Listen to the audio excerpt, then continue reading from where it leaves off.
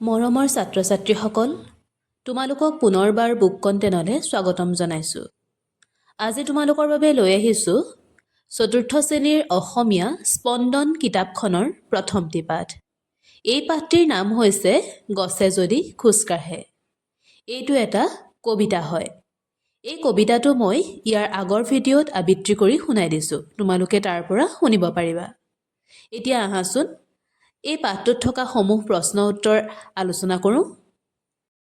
পাঠভিত্তিক ক্ৰিয়াকলাপৰ ১ number প্ৰশ্নটো দিছে, তলত দিয়া উক্তিবোৰ শুদ্ধ নে অশুদ্ধ কোৱা। শুদ্ধ উক্তিবোৰৰ কাষৰ বাকচত ৰাইট দিয়া আৰু অশুদ্ধ উক্তিবোৰৰ কাষৰ বাকচত কটা চিন দিয়া। গছবোৰে যদি খোজ কাঢ়ে তেন্তে কটো দিছে, আমাক ফল মূল আনি ঘৰে ঘৰে দিব পাৰিব, শুদ্ধ। শাৰী পাতি ৰাস্তাত ঘূৰি ফুৰিব পাৰিব, শুদ্ধ। আমাৰ লগৰীয়া হ'ব নোৱাৰিব, এইটো ভুল। গছবোৰ আমাৰ লগৰীয়া হ'ব পাৰিব। ঘটো দিছে, ল'ৰা-লৰিৰ লগত কথা পাতি থাকিব পাৰিব, এইটো ভুল। কাৰণ আমাক গছে যদি খোজ কাঢ়ে তেতিয়া কি হ'ব সেইটোৱে সুধিছে, কথা পতাৰ কথা কোৱা হোৱা নাই। আৰু শেষৰটো দিছে, চাইকেল ৰিক্সা গাড়ীবোৰৰ দৰে বেগাই যাব নোৱাৰিব, এই বাক্যটো শুদ্ধ। এতিয়া চোৱা ২ নম্বৰ প্ৰশ্ন। ২ নম্বৰ দিছে, তলত দিয়া ছবিকেইখন চাই পদ্যটোৰ সৈতে মিল থকা স্তৱককেইটা খালী ঠাইত লিখা। প্ৰথম ছবিখনৰ লগত মিল থকা স্তৱকটো হ'ব, ঠাই এৰি গছ যদি আমাৰ লগত যায়, চাইকেল ৰিক্সা গাড়ীবোৰৰ কি হ'ব বিলাই। আৰু দ্বিতীয় স্তৱকটো তোমালোকে দেখিছা, গছে ফল আনি দিছেহি। গতিকে ইয়াৰ লগত মিলা স্তৱকটো হ'ব, ফল আনি গছে যদি ঘৰে ঘৰে দিয়ে, আমাৰ পৰা মৰম চেনেহ পাতত বান্ধি নিয়ে। এতিয়া চোৱা ৩ নম্বৰ প্ৰশ্ন। ৩ নম্বৰ দিছে, ভাবা আৰু লিখা। ক নম্বৰ প্ৰশ্নটো দিছে, গছে আমাক মৰমতে ফল মূল আনি দিয়ে, আমি গছক মৰমেৰে কি কি দিব পাৰোঁ। ইয়াৰ উত্তৰত তোমালোকে লিখিব পাৰিবা, আমি গছক মৰমেৰে সাৰ, পানী আদি দিব পাৰোঁ আৰু গছবোৰৰ যত্ন ল'ব পাৰোঁ। খ নম্বৰ প্ৰশ্নটো দিছে, চাইকেল ৰিক্সা গাড়ীবোৰ যদি নাথাকিলেহেঁতেন আৰু গছ-গছনিবোৰে যদি খোজকাঢ়িব পাৰিলেহেঁতেন, তেতিয়া আমাৰ কি কি সুবিধা বা অসুবিধা হ'লহেঁতেন। ইয়াৰ সুবিধাসমূহ হ'ব, আমি গছত উঠি ফুৰিবলৈ যাব পাৰিলোহেঁতেন আৰু অসুবিধা হ'ব, ৰাস্তাত খোজকাঢ়িবলৈ অসুবিধা হ'লহেঁতেন। ইয়াৰ উপৰিও তোমালোকে যদি কিবা আন সুবিধা বা অসুবিধাৰ কথা ভাবি পাইছা, সেয়াও লিখিব পাৰিবা। গ নম্বৰ প্ৰশ্নটো দিছে, কি কি গছক তোমালোকে লগৰীয়া কৰিবা আৰু কিয় কৰিবা। ইয়াৰ উত্তৰত তোমালোকে লিখিব পাৰিবা, আম গছ, লিচু গছ, বগৰী গছ আদি গছক লগৰীয়া কৰিলোহেঁতেন, কিয়নো এইবোৰ গছৰ পৰা আমি ফল মূল আৰু ছাঁ পাম, নহয়নে বাৰু। ৪ নম্বৰ প্ৰশ্নটো দিছে, তলত দিয়া শব্দবোৰেৰে একোটাকৈ বাক্য লিখা। প্ৰথম শব্দটো দিছে মজা, আমটো খাবলৈ বৰ মজা। মৰম চেনেহ, আমি সৰুক মৰম চেনেহ কৰিব লাগে।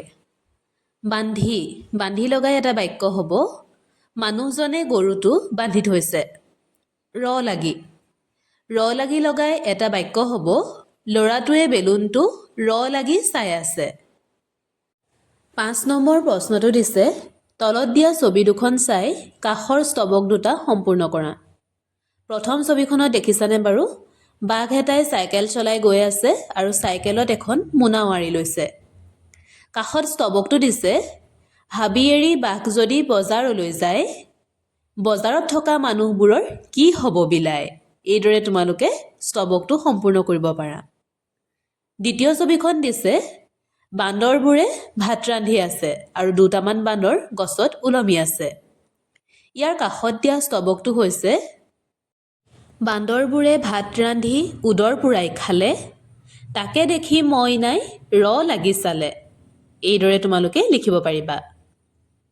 ৬ নম্বৰ ক প্ৰশ্নটো দিছে, তলত দিয়া ধাৰণা চিত্ৰখন সম্পূৰ্ণ কৰা।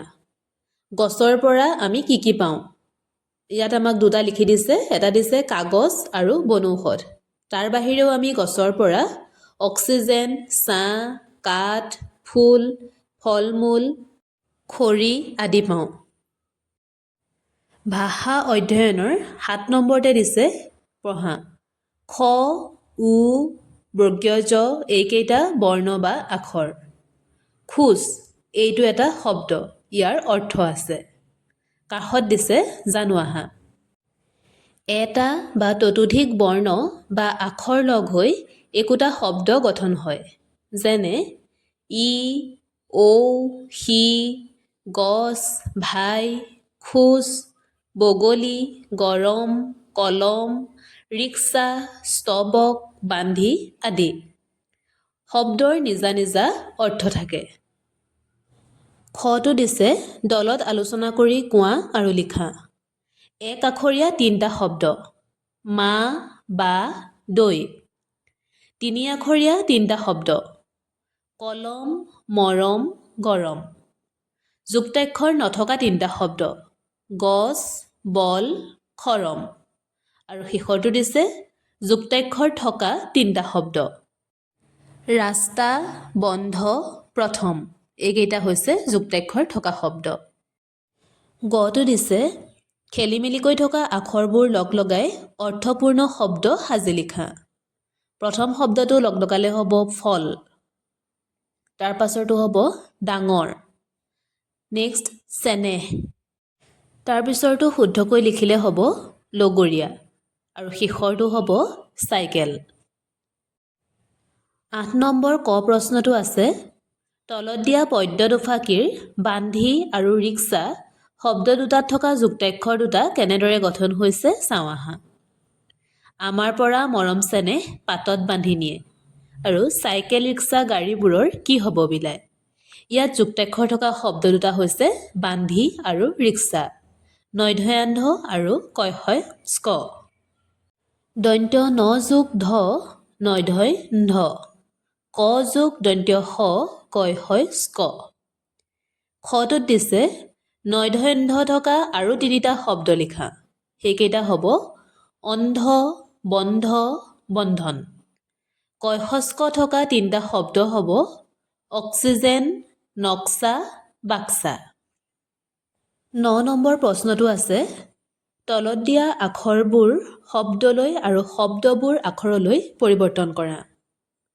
গ যোগ আ যোগ দয়েৰ যোগ দীৰ্ঘই, এইটো লগ লগালে হ'ব গাড়ী।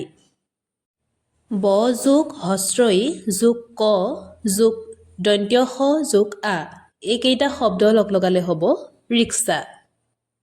ঠিক তেনেদৰে বান্ধি শব্দটো যদি আমি ভাঙো তেতিয়া হ'ব ব যোগ আ যোগ দন্ত্য ন যোগ ধ যোগ হস্ৰই।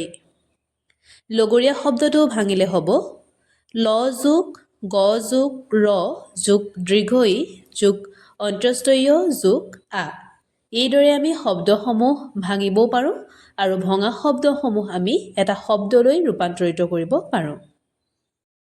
১০ নম্বৰ প্ৰশ্নটো দিছে, লগৰীয়া শব্দটো তোমালোকে পদ্যটোত পাইছা। লগ আৰু অৰিয়া লগ লাগি লগৰীয়া শব্দটো গঠন হৈছে। একেদৰে তলত দিয়া শব্দবোৰ গঠন কৰি লিখা। লগ অৰিয়া লগৰীয়া, বন অৰিয়া বনৰীয়া। নাও অৰিয়া নাৱৰীয়া, ভাও অৰিয়া ভাৱৰীয়া। জানো আহা, শেষত উ থকা শব্দৰ লগত অৰিয়া আৰু অলিয়া লগ লাগিলে উটো ওৱাব হয়। যেনে গাঁও যোগ অলিয়া গাঁৱলীয়া। এতিয়া জ্ঞান সম্প্ৰসাৰণৰ জানি থওঁ আহাকণ চাওঁ আহা। গছৰ শিপাই মাটিৰ পৰা খাদ্য আহৰণ কৰে।